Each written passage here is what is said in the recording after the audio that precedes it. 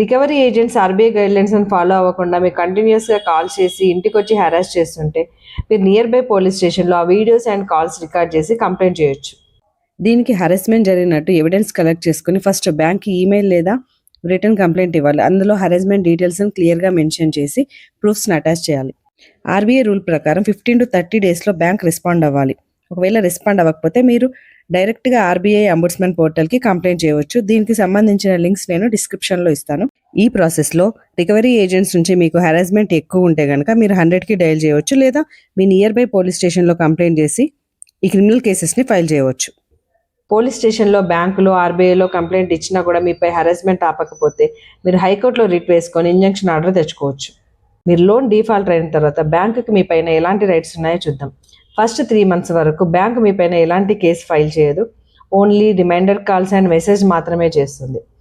3 to 9 months వరకు కూడా మీరు ఈఎంఐ పే చేయకపోతే మీ రీపేమెంట్ ప్లాన్ని, సెటిల్మెంట్ ఆఫర్ని ఇస్తుంది, ఆర్ లీగల్ నోటీస్ కూడా పంపించే ఛాన్స్ ఉంది. అండ్ 6 to 12 months వరకు మీరు రీపేమెంట్ చేయకపోతే డిఆర్టీలో ఆర్ సివిల్ కోర్టులో మీపై మనీ రికవరీ సూట్ ఫైల్ చేసే రైట్ ఉంటుంది. Keep follow and share my videos.